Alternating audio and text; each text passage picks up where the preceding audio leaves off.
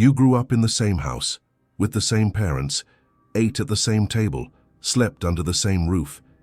And yet, you and your brother became completely different people.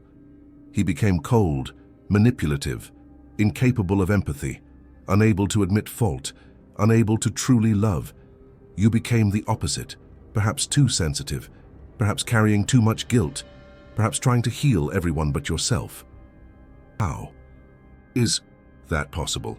Same parents, same childhood, completely opposite outcomes. Carl Jung, the renowned Swiss psychiatrist and psychoanalyst, spent years studying this very question, and his answer may surprise you, because it's not just about the parents. It's about the role each child was forced to play. Let me tell you about two brothers. I'll call them Ethan and Liam. Ethan was the firstborn. Liam came along 3 years later. When Ethan was born, their parents were in crisis. The marriage was crumbling. The father had lost his job. The mother was deeply depressed. Ethan arrived in a moment of chaos. And from day one, he was treated like a burden. Just another worry, another problem. The mother couldn't connect with him. She was too depressed. The father was absent, searching for work, searching for to escape, searching for anything but responsibility. Ethan learned early on that his needs didn't matter, that crying didn't bring comfort, that asking for attention brought rejection, and he developed a defense. If no one will give me love, I'll become someone who doesn't need love. This is what Carl Jung called a narcissistic defense. When the pain of not being loved is unbearable, the psyche creates an illusion of grandiosity, an illusion of self-sufficiency, an illusion of superiority. Ethan became the boy who didn't need anyone, who was better than everyone, who was above emotions. It was a lie. Inside, he was starving for affection. But the defense worked. The pain lessened. 3 years later, Liam was born, and the scenario was completely different. The father had found employment. The mother had emerged from her depression. The marriage had stabilized. Liam arrived in a moment of relative peace. And more importantly, Liam arrived when the parents already had a problem child. Because by this point, Ethan was already showing signs. He was already the difficult child. He was already the son who caused trouble. And the parents, consciously or unconsciously, projected the opposite onto Liam. Liam would be the good son, the easy son, the son who would compensate for Ethan's problems. Liam was treated with more affection, more attention, more validation. But this came with a price. Liam learned that his worth depended on being the opposite of his brother. He needed to be good because Ethan was bad. He needed to be easy because Ethan was difficult. He needed to be sensitive because Ethan was cold. Carl Jung called this family polarization. When parents divide their children into opposite categories, each child becomes trapped in their assigned role. Ethan became increasingly narcissistic because the more he was labeled as the problem child, the more he needed the narcissistic defense to survive. Liam became increasingly the caretaker, the sensitive one, the one who absorbs the pain of others, because that was the only role available to him. Same parents, same house, completely different roles. And here's what most people don't understand. You didn't choose your role. Your narcissistic sibling didn't choose theirs. The roles were assigned before you could think, choose, or resist. Ethan didn't decide to be narcissistic. He was pushed into an impossible situation, and his psyche found the only available way out. The narcissistic defense was a survival strategy, not a moral choice. This doesn't absolve him. He's still responsible for the damage he causes as an adult, but understanding the origin shifts the perspective. Your sibling wasn't born evil. He was broken in a way that created this defense, a different way than you were broken. And here's something you need to understand deeply. Most people think that narcissism is a choice, that the narcissist decided to be this way, that they could change if they wanted to. Carl Jung disagreed. He saw narcissism as a wound, not a choice. A wound so deep that the only way to survive was to build a fortress around the true self. The problem is why that fortress became a prison. The narcissist built walls so high to protect themselves that now they can't get out, can't connect, can't be vulnerable, and they don't know it. That's the tragedy. They think the walls are them. They think the mask of superiority is their true face. They think they don't need anyone because they're stronger than everyone. But beneath the walls, there's a terrified child, a child who learned that love doesn't exist, that no one will protect them, that they need to protect themselves. Ethan had this child hidden inside. Liam could see it sometimes, in rare moments. When Ethan dropped his guard, Liam saw the scared brother who existed behind the mask, but those moments were rare, and became increasingly rare as the years passed. Now, I need to explain the three main roles that narcissistic or dysfunctional parents assign to their children. First role, the golden child. The golden child is the narcissistic extension of the parents.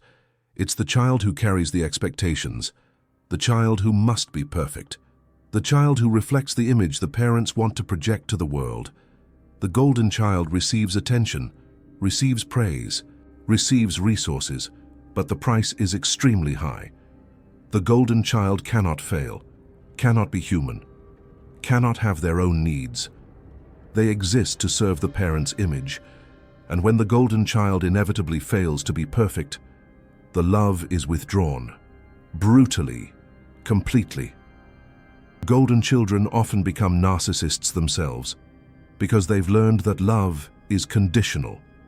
That worth comes from performance, and that being loved means being perfect, or they become perfectionists, destroyed by anxiety, always seeking the approval that will never be enough. Second role, the scapegoat. The scapegoat is the dumping ground for everything that's wrong in the family. It's the child who takes the blame, the child who is labeled as the problem, the child who justifies all the family dysfunction. If the family is doing poorly, it's the scapegoat's fault. If the parents argue, and it's because of the scapegoat. If something goes wrong, the scapegoat is responsible. The scapegoat suffers direct abuse, is criticized, humiliated, rejected, made invisible or hypervisible in negative ways. But here's something interesting that Carl Jung observed. The scapegoat, despite suffering more direct abuse, often has a better chance of healing. Why? Because the scapegoat knows something is wrong, knows that the treatment is unfair. You know your family is dysfunctional. The golden child often doesn't. They think the family is normal. That conditional love is love. That pressure is care. The scapegoat has clarity about the dysfunction, and that clarity, despite being painful, is the first step toward healing. Third role, the invisible child. The invisible child is the one no one sees, the one who doesn't cause problems, but also doesn't receive attention, the one who learns not to have needs, the one who disappears to survive. The invisible child doesn't suffer direct abuse like the scapegoat, but suffers deep neglect, learns that they don't matter, that their needs don't exist, that they are fundamentally insignificant. Invisible children frequently become adults who don't know who they are, who don't know what they want, who get lost in relationships, because they never learned that their needs matter. Ethan, the older brother, was a mixture of scapegoat and frustrated golden child. He carried expectations he couldn't fulfill, and was punished for it. Liam was a mixture of golden child and invisible child. He was the good one in comparison to his brother, but his own needs were ignored in favor of maintaining the peace. Can you identify which role you occupied? Which role your sibling occupied? This identification is crucial to understanding why you became so different. It's important to know that roles can change over time. The golden child can fall from grace and become the scapegoat. The scapegoat can be promoted to golden child if the previous one fails. This instability is part of the toxic dynamic. Children never know where they stand. Love is conditional and can be withdrawn at any moment. Safety doesn't exist. Ethan experienced this. He started as the son who carried expectations, but when he couldn't fulfill them, he was demoted. He became the problem, the scapegoat. Liam was elevated to occupy the space, but he knew intuitively that his position was fragile, that if he failed, he would fall too. This dynamic creates hypervigilant adults. Adults who are always waiting for the fall. Adults who don't trust the stability of any relationship. Do you recognize yourself in this? Now, I need to show you why the same treatment creates different results in different children. Imagine two ceramic vases. Both fall to the floor. Both break. But they don't break in the same way. One might crack in half. The other might shatter into 1,000 pieces. It depends on the angle of the fall, the force of the impact, the microscopic flaws already existing in the ceramic. Children are like that. The same trauma doesn't break everyone in the same way. Carl Jung identified that innate temperament makes a difference. Some children are born more sensitive, others more resilient, others more reactive. A sensitive child who suffers rejection can internalize the pain, can become depressed, can develop anxiety. A reactive child who suffers the same rejection can externalize it, can become aggressive, can develop narcissistic defenses. Same wound, different defenses. Ethan was a reactive child by temperament. When rejected, he fought, resisted, built walls. Liam was a sensitive child by temperament. When rejected, he adapted, yielded, tried to please. The same family activated different defenses in each one. And these defenses, over time, solidified into personalities. Ethan became the narcissist. Liam became the empath. Two sides of the same traumatic coin.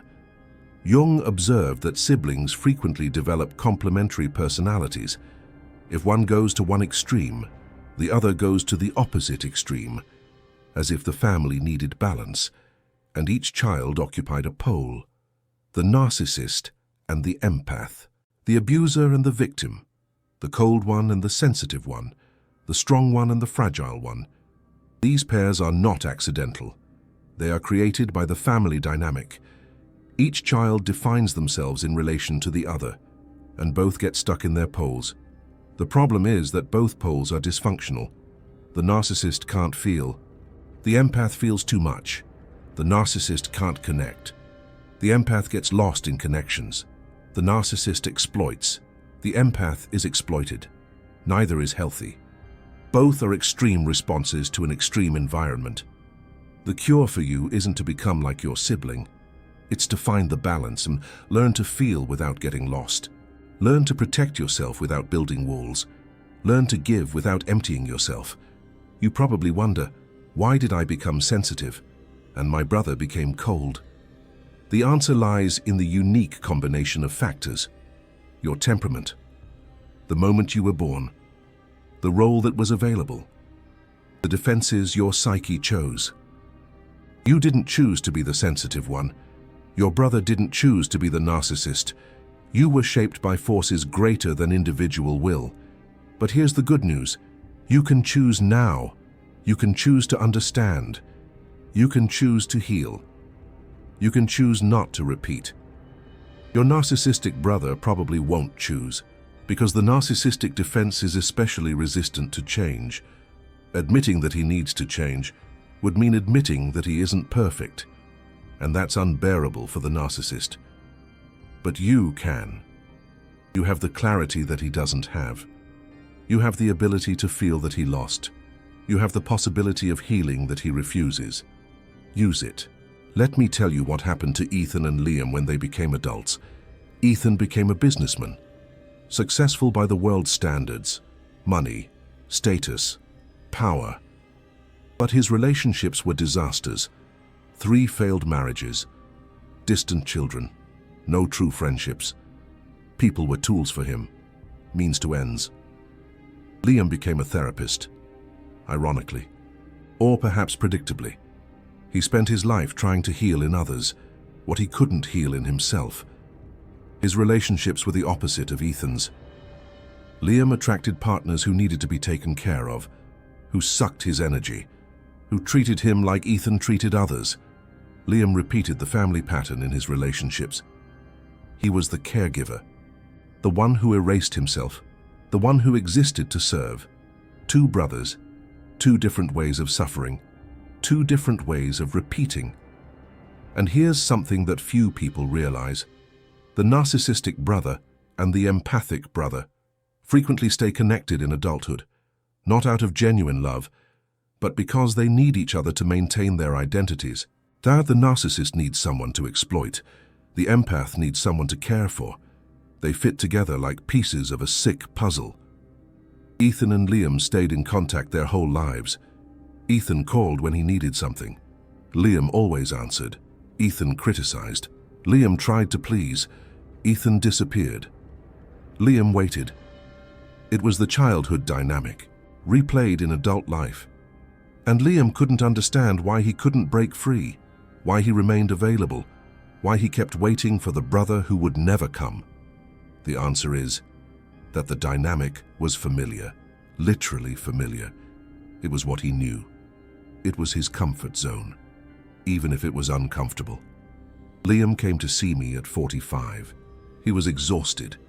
His third relationship had ended just like the others. He had given everything and received crumbs. And he had a question that had tormented him for decades. Why didn't I become like my brother, Ethan? Sometimes I wanted to. Sometimes I envied his ability to not feel, to not care, to simply take what he wanted without guilt. This question is more common than you imagine. Children from narcissistic families often envy their narcissistic siblings because it seems easier, it seems less painful, it seems more powerful. But Jung was clear about this. The narcissistic defense doesn't eliminate pain, it buries the pain, and buried pain rots. It contaminates, it destroys from the inside out. Ethan appeared to not suffer, but he was suffering in ways that no one saw. The inability to form genuine connections, the existential void that no amount of success could fill, the profound loneliness. Behind the mask of superiority, Liam suffered visibly, but his suffering was on the surface. It could be accessed, processed, healed. Ethan suffered invisibly, and invisible suffering cannot be healed, because first, it needs to be seen, and the narcissist cannot see his own pain. The defense doesn't allow it. So when Liam asked me why he didn't become like his brother, I said, because you were lucky. Your sensitivity, which seems like weakness, is your greatest strength. Your ability to feel pain is your ability to heal. Your visible suffering is your door to liberation. Your brother is trapped in a cell that he doesn't even know exists. You are in a cell whose bars you can see, and visible bars, can be broken. Liam was silent for a long time after I said that. He had never thought about it that way. He had always envied his brother's coldness. He had always wished he didn't feel so much. But now, he saw it differently. He saw that his sensitivity was a blessing in disguise. He saw that his pain was the door to freedom.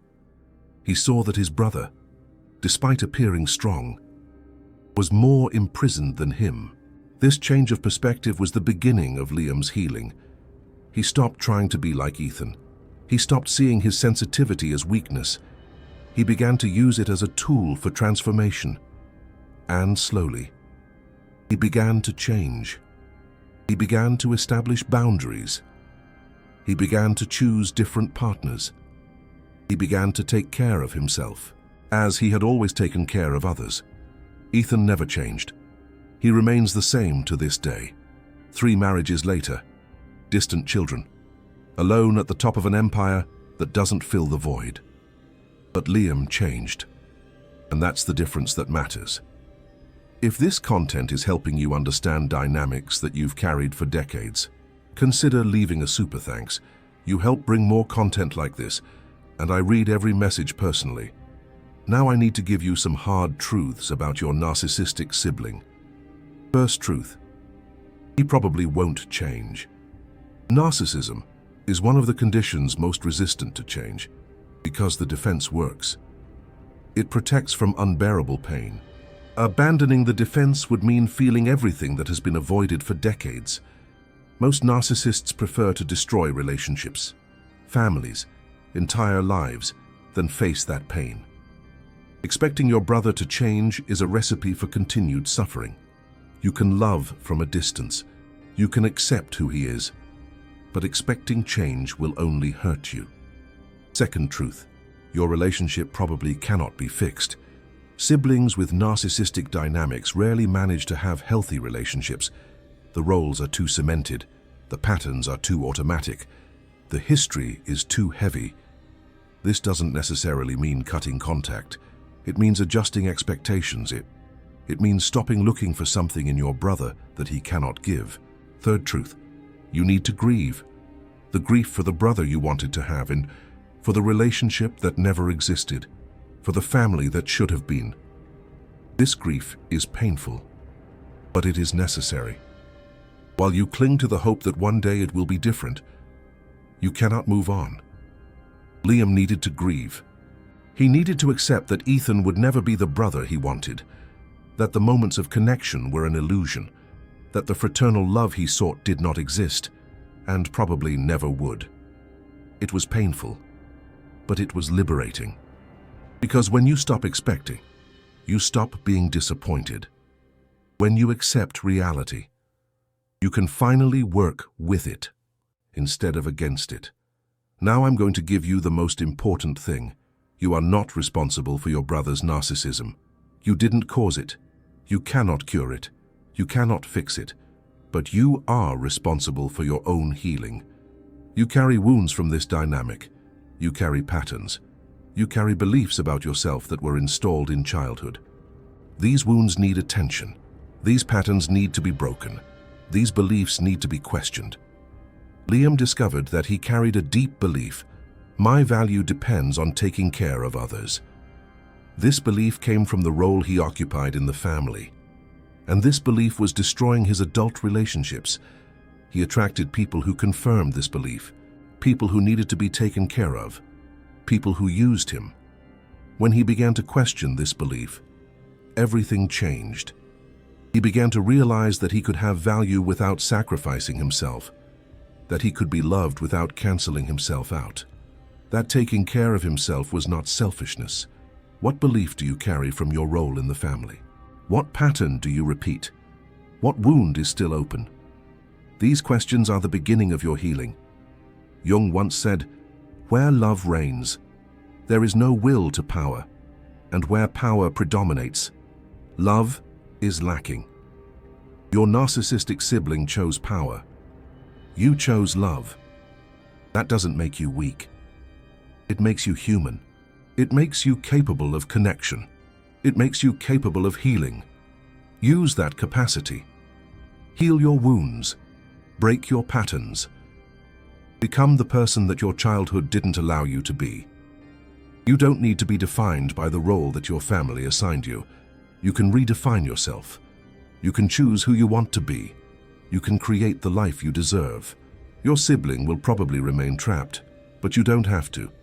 Tell me in the comments, what role did you occupy in your family? Golden child, scapegoat, or invisible child? And how has it affected your adult life? I read every response.